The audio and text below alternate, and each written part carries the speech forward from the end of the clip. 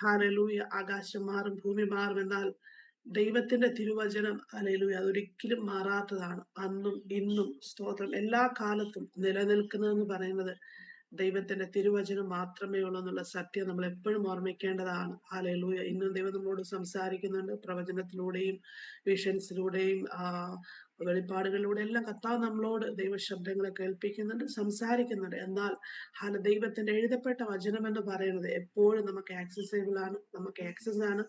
അതേസമയം ആ വചനത്തിന് ഒരു മാറ്റവുമില്ല. ആ വചനത്തിന്റെ ഒരു വള്ളിക്കോ പുള്ളിക്കോ മാറ്റം വരുത്തുവാനും ആരെക്കൊണ്ടും കഴിയുന്നതുമല്ല, അതൊരിക്കലും മാറുന്നതുമല്ല. നാം ഒരു നല്ല നിലമായിട്ട് നമ്മെ തന്നെ ദൈവസനിൽ ഏൽപ്പിച്ചു കൊടുക്കുമ്പോൾ സ്തോത്രം, നമ്മെ തന്നെ ദൈവസനിൽ സമർപ്പിച്ചു കൊടുക്കുമ്പോൾ സ്തോത്രം, നമുക്ക് ആവശ്യമാകുന്ന നല്ല വിത്തുകളെ കർത്താവ് പകർന്നു തരുവാൻ തക്കവണ്ണം ഇടയായിത്തീരുന്ന പാടിയതുപോലെ സ്തോത്രം, വഴിയിൽ വീണിട്ടുണ്ടെങ്കിൽ വചനം നിവൃത്തിയാകത്തില്ല. പലപ്പോഴും നമ്മൾ കേൾക്കുന്ന വചനങ്ങളൊക്കെ നമ്മുടെ ഹൃദയമാകുന്ന നല്ല നിലത്ത് വീഴാത്തത് കൊണ്ടാണ് സ്തോത്രം.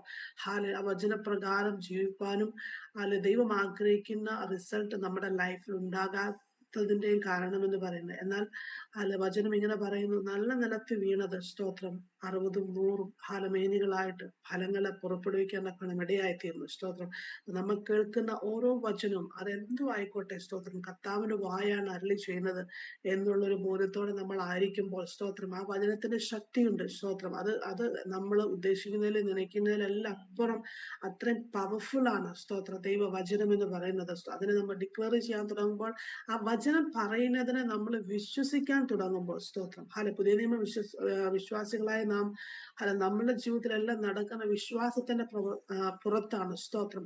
കാര്യം കർത്താവ് കാൽവരി ക്രൂശിൽ നമുക്ക് വേണ്ടി സകലവും നിവർത്തിച്ചു, സകലവും ഇറ്റ് ഈസ് ഫിനിഷ്ഡ് എന്ന് പറയുമ്പോൾ നമ്മുടെ പുണ്യപ്രവൃത്തികളോ നമ്മളുടെ പ്രാർത്ഥനയുടെ കൂടുതലുകളോ അല്ലെങ്കിൽ അങ്ങനെയുള്ള കാര്യങ്ങളൊന്നുമല്ല ദൈവത്തിന്റെ പ്രവൃത്തികൾ അധികമായി നമ്മളിൽ വിളിച്ചു വരുത്തുന്നത്. മറിച്ച് ദൈവവചനം പറയുന്ന സത്യങ്ങളെ നാം വിശ്വസിക്കാനും അതിനെ ഡിക്ലെയർ ചെയ്യാനും അതിന് പ്രകാരം നമ്മൾ ജീവിക്കാൻ തുടങ്ങുമ്പോഴാണ് ദൈവത്തിന്റെ പ്രവൃത്തികൾ നമ്മളിൽ നടക്കുന്നത്. സ്തോത്രം, നമ്മൾ ഭാരപ്പെട്ടിരിക്കുമ്പോൾ ഞാൻ ഭാരമില്ലാത്തവനാണ് എന്ന് പറയാൻ തുടങ്ങുമ്പോൾ സ്തോത്രം, അല്ലെങ്കിൽ നമുക്കൊന്നും ഇല്ലാതിരിക്കുമ്പോൾ ഞാൻ എല്ലാം ഉള്ളവനാണെന്ന് പറയുന്നത്, അതാണ് കർത്താവിലുള്ള വിശ്വാസം, അതാണ് വചനം പറയുന്നത്. സ്തോത്രം, അങ്ങനെ അതായത് നമ്മൾ ഒരു വിലയില്ലാതിരിക്കും, മറ്റുള്ളവർ നമുക്ക് വില തരാതിരിക്കുമ്പോൾ ക്രിസ്തുവിൽ ഞാൻ വിലയേറിയവനാണ്, ഞാൻ വിലയേറിയവളാണ്. സ്തോത്രം, ഹാലലൂയ.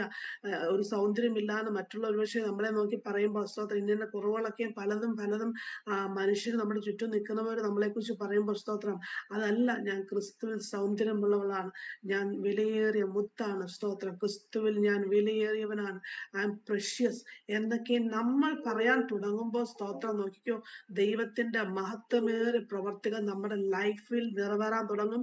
ഇത് പറഞ്ഞുകൊണ്ട് വരുന്ന സാത്താന് പിന്നെ പരിസരത്ത് കാണത്തില്ല ദൈവമക്കളെ. ഇങ്ങനെയുള്ള വലിയ സത്യങ്ങളെ ദൈവജനം നമ്മളോട് പറയാൻ ആഗ്രഹിക്കും. ഈ പകൽക്കാലം നിങ്ങളുമായിട്ട് ഷെയർ ചെയ്യാൻ ആഗ്രഹിക്കുന്ന ചെറിയ ചിന്ത ദൈവസന്നിധിയിൽ ചിലവഴിക്കാൻ താല്പര്യപ്പെടുക. മത്തായിയുടെ സുവിശേഷം 5-ാം അധ്യായം അതിന്റെ 17-ാമത്തെ വാക്യത്തിൽ നമ്മൾ ഇങ്ങനെ വായിക്കുന്നു. മത്തായി 5:17. സ്തോത്രം, ഞാൻ ന്യായപ്രമാണത്തെയോ പ്രവാചകന്മാരെയോ നീക്കേണ്ടതിന് വന്നു എന്ന് നിരൂപിക്കരുത്, നീക്കുവാനല്ല നിവർത്തിപ്പാൻ അത്ര ഞാൻ വന്നത്. സ്തോത്രം, നീക്കുവാനല്ല നിവർത്തിപ്പാൻ അത്രയും ഞാൻ വന്നത്. കർത്താവ് വന്നതിനെ കുറിച്ച് അതിനു മുൻപ് ഒരുപാട് വളരെ ശ്രേഷ്ഠമായ ബീറ്റിറ്റ്യൂഡ്സ് കർത്താവ് അവിടെ പറഞ്ഞതിന് ശേഷം മത്തായിയുടെ സുവിശേഷം 5-ാം അധ്യായം വളരെ ഇമ്പോർട്ടന്റ് ആയിട്ടൊരു ചാപ്റ്ററാണ് മത്തായിയുടെ സുവിശേഷം 5-ാം അധ്യായം എന്ന് പറയുന്നത്. അവിടെ വീണ്ടും കർത്താവ് പറയുന്ന ഒരു വളരെ പ്രസക്തമായ ഒരു ഭാഗമാണ്.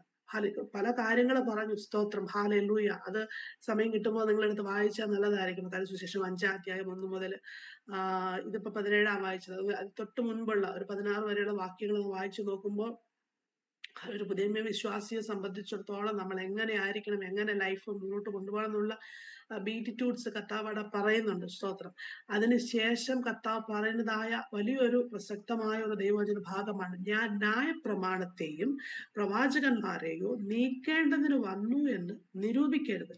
സ്തോത്രം, ഹല്ലേലൂയ. അതായത് do not think that I came to destroy the law or the prophets. I did not come to destroy but to fulfil.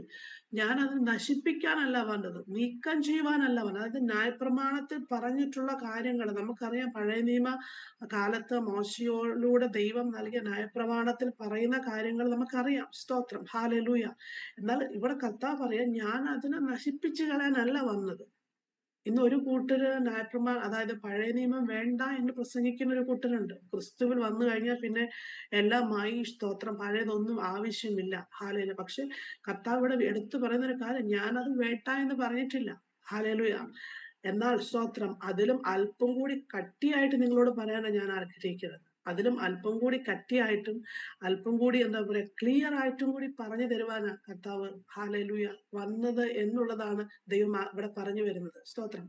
അതിന് നീക്കം ചെയ്യാനോ അതിൽ ദൈവം പറഞ്ഞിരുന്ന കാര്യങ്ങൾ നിങ്ങൾ ചെയ്യരുത് എന്ന് പറയാനല്ല യേശു കർത്താവ് പുതിയ നിയമ വിശ്വാസികളായി നമ്മളോടടുത്ത് വന്നത്. സ്തോത്രം. പക്ഷേ അതിലല്പം കൂടി സീരിയസ് ആയിട്ട് കുറച്ചുകൂടി കട്ടിയോടെ നമ്മളോട് സംസാരിക്കാനും നമ്മുടെ ലൈഫിനെ മുന്നോട്ട് കൊണ്ടുപോകാനുമാണ് ദൈവം വന്നത് എന്നുള്ള പ്രസക്തമായ ഒരു ഭാഗമാണ് ഇവിടെ കാണുന്നത്. സ്തോത്രം. ഇവിടെ പറയാ, സ്തോത്രം, പ്രവാചകന്മാരെയോ ന്യായപ്രമാണത്തെ നീക്കേണ്ടതിന് വന്നു എന്ന് നിരൂപിക്കരുത്, നീക്കുവാനല്ല നിവർത്തിപ്പാനത്രേ വന്നത്. സ്തോത്രം.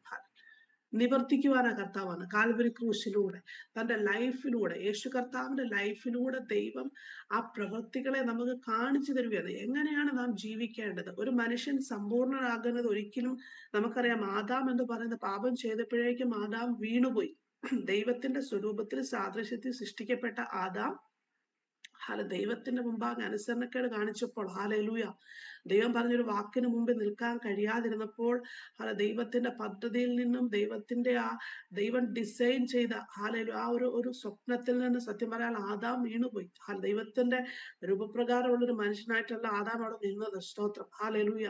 പിന്നീട് അങ്ങോട്ട് ആദാമിന്റെ പരമ്പരയായിട്ട് വന്ന എല്ലാവരും, സ്തോത്രം, പാപത്തിൽ നിന്ന് അവരെ മറികടക്കാനും അവരെ കൊണ്ടുവരാനും ദൈവം ന്യായപ്രമാണം നമുക്ക് തന്നു. എങ്കിലും അതിന് ചെയ്യാൻ കഴിയാത്തതിനെ ചെയ്തു തരുവാൻ, ചെയ്ത് എടുക്കുവാൻ, അതിനെ ഫുൾഫിൽ ചെയ്യുവാൻ ഒരു മനുഷ്യന് എങ്ങനെ ആയിരിക്കണം എന്ന് കാണിച്ചു തരുവാനായിട്ട് ദേഹരൂപമായിട്ട് തന്റെ സ്വന്തം പുത്രനെ കർത്താവ് ഈ ഭൂമിയിലോട്ട് അയക്കാൻ തക്കണം ഇടയായി. അതുകൊണ്ട് യഥാർത്ഥ മനുഷ്യൻ എന്ന് പറയുന്നത് നമുക്ക് ഈ ഭൂമിയിൽ ജീവിച്ച ഒരു മനുഷ്യനെ ചൂണ്ടിക്കാണിക്കാൻ നമുക്ക് സാധിക്കത്തില്ല. ഒരുപക്ഷെ വിപ്ലവകാരികളായ അല്ലെങ്കിൽ ഒരുപാട് ആളുകളെ നമുക്ക് ചുറ്റിനും ഉണ്ടാകാം. പക്ഷെ അവരൊന്നും യഥാർത്ഥത്തിൽ പൂർണ്ണരല്ല എന്നുള്ളൊരു സത്യം കൂടിയാണ് ഇവിടെ വിളിച്ചു പറയാൻ ആഗ്രഹിക്കുന്നത്. യഥാർത്ഥം പൂർണ്ണമായിട്ടൊരു വ്യക്തി എന്ന് പറയുന്നത് കർത്താവ് യേശു ക്രിസ്തു മാത്രമാണ്. കാരണം ദൈവം അതിനു വേണ്ടിയിട്ടാണ് ആ ക്രിസ്തുവിനെ നോക്കുമ്പോൾ ദൈവവചനം പറയുന്നത് എങ്ങനെയാ? സ്തോത്രം, ഹാലലൂയ. ക്രിസ്തുവിനെ നോക്കുക, ഹാലലൂയ. സകല ഭാവവും ഭാരവും മുറുകെ പറ്റുന്നതെല്ലാം വിട്ടേച്ച് ഹാലലൂയ കർത്താവിനെ നോക്കുക. കാരണം നമുക്ക് നോക്കാൻ കഴിയുന്ന, നമുക്ക് ആശ്രയിക്കാൻ കഴിയുന്ന, നമുക്ക് എക്സാമ്പിൾ ആക്കാൻ കഴിയുന്ന ഒരേ ഒരു വ്യക്തി എന്ന് പറയുന്നത് കർത്താവ് യേശു ക്രിസ്തു മാത്രമുള്ളൂ. കർത്താവ് ജീവിച്ചതുപോലെ ഹാലലൂയ. കർത്താവ് ഈ ഭൂമിയിൽ ജീവിച്ചപ്പോ നോക്കിയേ, സ്തോത്രം, ഹാലലൂയ. താൻ മനുഷ്യനായിരുന്നു, അപ്പോൾ തന്നെ പൂർണ്ണമായും താൻ ദൈവമായിട്ടാ ഈ ഭൂമിയിൽ ജീവിച്ചത്. തന്റെ ആ 3-3.5 കാലത്തെ മിനിസ്ട്രി പ്രവർത്തനങ്ങൾ എന്ന് പറയുന്നത്, സ്തോത്രം, താൻ ദൈവമായിട്ടാ കർത്താവ് ഈ ഭൂമിയിൽ ജീവിച്ചത്. ഹല്ലേലൂയ, സ്തോത്രം. ദൈവത്തിന്റെ പദ്ധതികളുടെ വലിയൊരു നിവർത്തീകരണത്തിലോട്ട് കർത്താവ് ആ ഒരു സമയത്തെ പീരീഡിനെ ദൈവം ചെയ്തു വെച്ചു. അതുവരെയും നമുക്ക് ഞാൻ കഴിഞ്ഞ ദിവസം സംസാരിച്ചതുപോലെ അപ്പനും അമ്മയ്ക്കും കീഴ്പ്പെട്ട് ഒരു നല്ലൊരു മകനായിട്ട് അല്ലെങ്കിൽ ഒരു സഹോദരനൊക്കെയായിട്ട് അല്ലെങ്കിൽ നല്ലൊരു ഫ്രണ്ടായിട്ടൊക്കെയും കർത്താവ് നിന്നുവെങ്കിൽ താൻ മിനിസ്ട്രിയിലോട്ട് കടന്ന ശേഷം ഹാലലൂയ തന്റെ കൂടപ്പിറപ്പുകൾക്കോ തന്റെ മാതാപിതാക്കൾക്കോ ഒക്കെ മനസ്സിലാക്കാൻ കഴിയാത്തുള്ള വലിയൊരു ദൈവത്തിന്റെ ഒരു വലിയ പദ്ധതിയിലോട്ട് താൻ എടുക്കപ്പെടുകയും ആ ഒരു പദ്ധതിക്ക് വേണ്ടി, സ്തോത്രം, മാനുഷികമായ അല്ലെങ്കിൽ ഇമോഷന്റെ പുറത്ത് പ്രവർത്തിക്കുന്നതായ എല്ലാത്തിനെയും മാറ്റി വെച്ചുകൊണ്ട് തന്നിൽ വെച്ചിരിക്കുന്ന ആ ഒരു ഉടമ്പടി അത് നിവർത്തിക്കാൻ തക്കവണ്ണം കർത്താവ് ഹാലേലൂയ ദൈവത്തിന്റെ കരങ്ങളിൽ തന്നെ സമർപ്പിച്ച് ഏൽപ്പിച്ചു കൊടുക്കാൻ തക്കവണ്ണം ഇടയായിത്തീർന്നു. പുതിയ നിയമ വിശ്വാസികളായ നമ്മളോട് ഇത് പറയുമ്പോൾ പകൽക്കാലം ചിന്തിക്കണം, ഞാൻ എന്തിനാ ഇതൊക്കെ നിങ്ങളോട് പറയുന്നത്? പക്ഷെ ദൈവമക്കളെ, ഒരു കാര്യം നാം ചിന്തിക്കണം. കർത്താവ് യേശുവിനെ അനുകരിക്കാൻ നമ്മെ ദൈവം വിളിച്ചിരിക്കുമ്പോൾ കർത്താവ് നമ്മുടെ എല്ലാവരുടെ മേൽ ഇതുപോലെ എന്തൊക്കെയോ ഡിവൈൻ പദ്ധതികൾ, ഡിവൈൻ കവനന്റ്, ഡിവൈൻ അസൈൻമെന്റ് സ്വർഗത്തിൽ ദൈവം തന്നിട്ടാണ് നമ്മളെ ഈ ഭൂമിയിലോട്ട് വിട്ടിട്ടുള്ളത്. ഹാലയില് ചുമ്മാതെ ആരെയും കർത്താവ് ഈ ഭൂമിയിൽ ദൈവം വെറുതെ വിട്ടിട്ടില്ല. ഇവിടെ ഇരിക്കുന്ന ഈ ഡിവൈസിലേക്ക് പേരുകൾ ഞാനിപ്പോ പറയുന്നില്ല. ഓരോരുത്തരെ കുറിച്ചും ഓരോ കുടുംബങ്ങളെ കുറിച്ചും ദൈവത്തിന് വലിയ ഡിവൈൻ അസൈൻമെന്റ് ഉണ്ട്. ഡിവൈൻ അസൈൻമെന്റ് ഉണ്ട്. ഹാലലൂയ, സ്തോത്രം. ഹാലലു ഒരു പക്ഷേ ഇന്ന് നാം കടന്നു പോകുന്ന സിറ്റുവേഷൻ എന്ത് തന്നെ ആയിക്കോട്ടെ, പക്ഷെ ഒരു കാര്യം നിങ്ങൾ എപ്പോഴും മനസ്സിൽ വേണം, എന്റെ കുടുംബത്തെ ഈ ഭൂമിയിൽ ദൈവം അയച്ചത് ദൈവത്തിന്റെ ഒരു പ്രത്യേക ഡിവൈൻ അസൈൻമെന്റിന് വേണ്ടിയിട്ടാ. ഹാലലൂയ, സ്തോത്രം. അത് നിവർത്തിക്കാൻ തക്കവണ്ണം ദൈവം ശക്തനാ. ഹാലലു ഞാൻ കർത്താവിൽ ആശ്രയിക്കുമ്പോൾ പിതാവ് പുത്രനിലൂടെ, സ്തോത്രം, ഹാലലൂയ, ദൈവത്തിന്റെ ഡിവൈൻ അസൈൻമെന്റിനെ നിവർത്തിച്ചതുപോലെ within a short span of years, അതായത് ഒരു 3.5 വർഷം കൊണ്ട്, സ്തോത്രം, മനുഷ്യ കുലത്തിനു വേണ്ട ഡിവൈൻ അസൈൻമെന്റിനെ പിതാവ് പുത്രനിലൂടെ നിവർത്തിച്ചെടുത്തെങ്കിൽ, ഹാലലൂയ, നമ്മളുടെ ജീവിതകാലം ഏറിയാൽ 70, 80 എന്ന് വചനം പറയുമ്പോൾ നമ്മൾ വിശ്വസിക്കണം. ദൈവം നമ്മളെ വിളിച്ചിരിക്കുന്ന ദൈവിക പദ്ധതികൾ എപ്പോഴാ കർത്താവ് നമ്മളോട് ചെയ്തെടുക്കാൻ നമുക്കറിയത്തില്ല. അതിന് നമ്മൾ അവൈലബിൾ ആണെങ്കിൽ, നമ്മൾ ഏൽപ്പിച്ചു കൊടുക്കുന്നവരാണെങ്കിൽ, തീർച്ചയായിട്ടും കർത്താവ് ആ പദ്ധതികൾ നമ്മുടെ ലൈഫിലൂടെ ഫ്രൂട്ട്ഫുൾ ആക്കി തീർക്കാൻ തക്കൊണ്ട് ഇടയായി തീരും. സ്തോത്രം. നമ്മുടെ വിളിയെന്ന തിരഞ്ഞെടുപ്പുകളെ നാം മനസ്സിലാക്കുമ്പോൾ, അതിനനുസരിച്ച് ദൈവത്തിന് നമ്മൾ കൊടുക്കാൻ നാം തയ്യാറാകുമ്പോൾ, സ്തോത്രം, ദൈവത്തിന്റെ മാറ്റമില്ലാത്ത ഡിവൈൻ അസൈൻമെന്റുകൾ കർത്താവ് നമ്മളോട് ചെയ്തെടുക്കാൻ തക്കൊണ്ട് ഇടയായി തീരും. അതുകൊണ്ട് ഇപ്പോൾ കടന്നു പോകുന്ന സാഹചര്യം എന്ത് തന്നെ ആയാലും, ഭാരങ്ങൾ പ്രയാസങ്ങളൊക്കെ ഉണ്ട്, പക്ഷേ അതിനെല്ലാം ജയിച്ചവൻ നമ്മുടെ മധ്യയുണ്ട്. സ്തോത്രം. നമ്മുടെ കൂടെയുണ്ട്. സ്തോത്രം. ജയാളിയായിട്ടാ ക്രിസ്തു കാൽവരി ക്രൂശിൽ അവിടെ നിന്ന് ഉയർത്തെഴുന്നേറ്റത്. ജയാളിയായിട്ടാ. പിശാച് വിചാരിച്ച് അവനെ ഞാൻ തകർത്തു, അവൻ ഇനി ഇല്ല എന്ന് വിചാരിച്ചു. പക്ഷെ ജയാളിയായ ക്രിസ്തു നമ്മുടെ കൂടെയുണ്ട്. ആ സത്യത്തെ നമ്മൾ മനസ്സിലാക്കണം ദൈവമക്കളെ. ആ വലിയ സത്യത്തെ നമ്മൾ മനസ്സിലാക്കണം. അതുകൊണ്ട് നമ്മൾ ആരും വില കുറഞ്ഞവരല്ല, നമ്മൾ ആരും ഒന്നുമില്ലാത്തവരല്ല. സ്തോത്രം. നമ്മൾ ഏറ്റവും വിലയേറിയവരും ശ്രേഷ്ഠരും മാന്യരുമാണെന്ന് മനസ്സിലാക്കി ദൈവം ആഗ്രഹിക്കുന്ന പദ്ധതികളെ, സ്തോത്രം, ഈ ദിവസങ്ങളിൽ ഒരുപക്ഷെ പ്രവാചകരായിട്ട് ദൈവം വിളിച്ചിട്ടുണ്ടാകാം, അപ്പോസ്തലരായിട്ട് വിളിച്ചിട്ടുണ്ടാകാം. അതുമല്ലെങ്കിൽ, സ്തോത്രം, അത് നിങ്ങളായിരിക്കുന്ന മേഖലകളിൽ കർത്താവ് നിങ്ങളെ ഏൽപ്പിച്ച ഡ്യൂട്ടികൾ വിശ്വസ്തയോടെ ചെയ്യുമ്പോൾ അതിലൂടെ കർത്താവിന്റെ നാമത്തെ നമുക്ക് മഹത്വപ്പെടുത്തുവാൻ, മറ്റുള്ളവരെ ഇൻഫ്ലുവൻസ് ചെയ്യുവാൻ തക്കവണ്ണം ദൈവം നമ്മെ സഹായിക്കും. നമ്മുടെ ജോലി മേഖലകളെ കർത്താവിന്റെ നാമത്തിന് വേണ്ടി പ്രയോജനപ്പെടുത്താൻ ദൈവം സഹായിക്കും. ഇന്ന് നമ്മുടെ മുമ്പിൽ കാണുന്ന ഒരു വ്യക്തിയോട് കർത്താവിന്റെ സ്നേഹത്തെ ഒന്ന് പങ്കിടുവാൻ നമുക്ക് സാധിക്കുന്നുവെങ്കിൽ, നമ്മുടെ വാക്കിലൂടെ, നമ്മുടെ പ്രവൃത്തിയിലൂടെ, ഒരുപക്ഷെ നമ്മുടെ ഒരു തൊടലിലൂടെ ക്രിസ്തുവിന്റെ സ്നേഹത്തെ നമുക്ക് പങ്കിടുവാൻ കഴിയുന്നുവെങ്കിൽ, സ്തോത്രം, ദൈവത്തിന്റെ ഡിവൈൻ അസൈൻമെന്റിന്റെ ഭാഗമായി നമ്മൾ അറിഞ്ഞോ അറിയാതെയോ മാറുകയാണ്. സ്തോത്രം. അതുകൊണ്ട് ഈ പകൽക്കാലം വചനത്തെ നമുക്ക് പൂർണ്ണമായിട്ടും ആശ്രയിക്കാം. ആദ്യമേ സൂചിപ്പിച്ചതുപോലെ അതിലെ വള്ളിയോ പുള്ളിയോ മാറ്റപ്പെടുന്നില്ല. സ്തോത്രം. കർത്താവ് ചെയ്തു വന്നതുപോലെ പിതാവുമായിട്ട് ശുശ്രൂഷയ്ക്ക് അറിയാമെന്ന് ഞാൻ എപ്പോഴും ചിന്തിക്കുന്ന പതിവ് പോലെ ചെയ്യുന്നൊരു പ്രവൃത്തി, ദൈവവുമായിട്ടുള്ള പിതാവുമായിട്ടുള്ള കണക്ഷൻ. താൻ ദൈവമായിരുന്നിട്ടും കൺസിസ്റ്റന്റ് ആയിട്ട് തോന്നുമ്പോൾ അല്ലെങ്കിൽ ആവശ്യമുള്ളപ്പോൾ ചെല്ലുന്ന ദൈവസനി ചെല്ലുന്ന പ്രക്രിയ അല്ല. സ്തോത്രം. എപ്പോഴും കൺസിസ്റ്റന്റ് ആയിട്ട് അതിനെ ആവശ്യമുള്ളപ്പോഴും ഇല്ലായപ്പോഴും, കാരണം അത് ആഗ്രഹം എന്ന് പറയുന്നത്. സ്തോത്രം. ആ ആഗ്രഹത്തിലൂടെയാണ് ദൈവവുമായിട്ടുള്ള റിലേഷൻഷിപ്പ് വളരുന്നത്. സ്തോത്രം. ഞാൻ പറഞ്ഞല്ലോ, ഒരു മതത്തിന്റെയോ അല്ലെങ്കിൽ അല്ലെങ്കിൽ എന്തിലേക്ക് ചട്ടക്കൂടിലോ അല്ലെങ്കിൽ നിന്നുകൊണ്ട് ചെയ്യുന്നത്, അത് പെർഫോമൻസ് ഒക്കെ ആയിട്ടാണ് വരുന്നത്. That is performance. അതല്ല ദൈവം ആഗ്രഹിക്കുന്നത്.